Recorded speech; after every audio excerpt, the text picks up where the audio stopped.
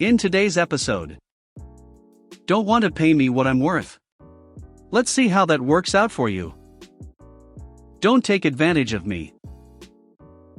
So let's get started. Don't want to pay me what I'm worth? Let's see how that works out for you. First time posting, but I have read a lot of these. So years ago, I was working for a laboratory that did a lot of testing for the military. It was a terrible job for a number of reasons. Despite having enormous responsibility, they never gave me credit for anything. In meetings with the department head, DH, they frequently blamed me for problems that they had caused, but I had solved, and they could not. They also hired consultants to come in and tell me I was wrong, only to have the consultants say I was right, and the consultants would get paid 1/4 of my yearly salary for one day's worth of work. I only stayed as long as I did because it was my first real job, and I honestly didn't know better. But before I left, by their own standards, I was severely underpaid. HR agreed. They claimed there was nothing that could be done. Meanwhile, other people were given off-schedule raises. Well, I wasn't the only one that was underpaid. There were a number of others as well. But none of them were critical to the operation of the laboratory. Eventually, the DH went to the director with a list of all the underpaid people. I found out that my name was on the top of the list as the most underpaid person, not surprising. Using this list, the DH got permission from the director for one-time raises. An announcement was made. Well, guess who didn't get a raise?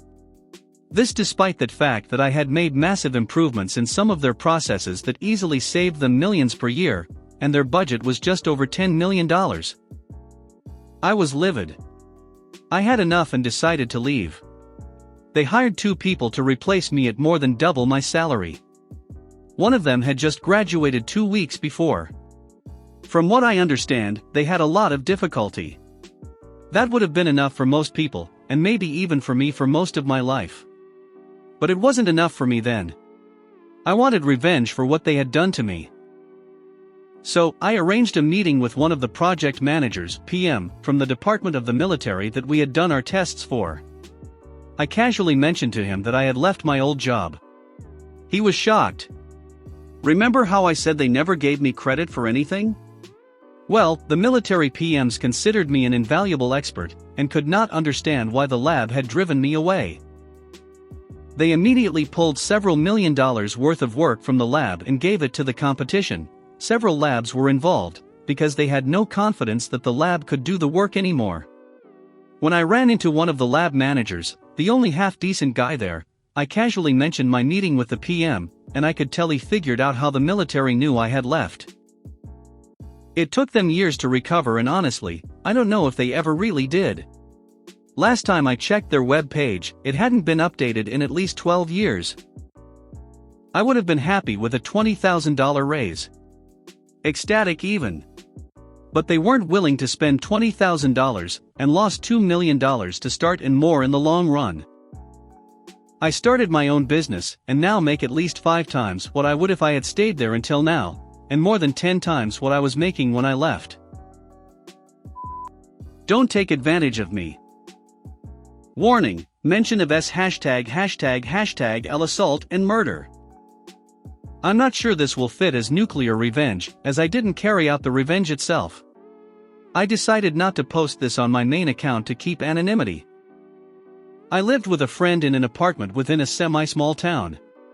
It wasn't a small town, but everyone had to know everybody's business. I thought she was a good friend, but I was wrong. One night my friend, her boyfriend, my boyfriend and myself all went out to our local club. We had a fun night hanging out.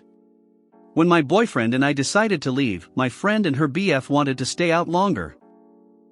After my boyfriend dropped me home, he wasn't drinking. I went into my room, closed the door, and went to sleep. I was promptly woken up by someone's #L assaulting me. It was too dark to see who it was. I yelled at the man, "What are you doing?" He tried to hide.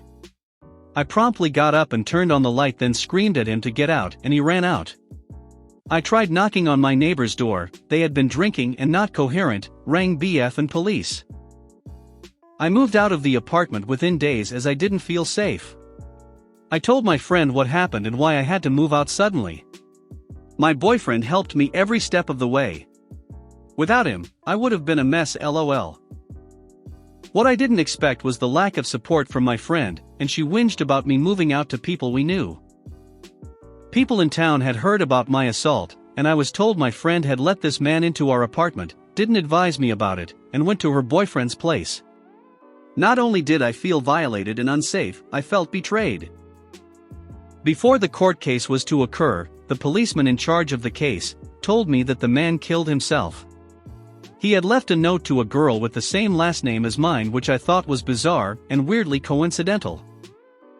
During this time, my friend left town. People I knew had been furious about what she had done and run her out of town. The nuclear part. A friend confided in me that the guy who assaulted me was murdered. They made it look like a suicide. He told me the local bikie gang had heard about my assault. They had been angry as allegedly he had previously assaulted a minor girl who had been a sister to one of the gang members. He wasn't charged with assaulting the minor girl, sadly. I kept asking this friend to clarify if it was the truth, because I couldn't believe it was true. He told me continuously this was the truth. To this day, it still shocks me. This occurred many years ago, and have been through therapy for it all. I have forgiven my friend. Not for her but for me.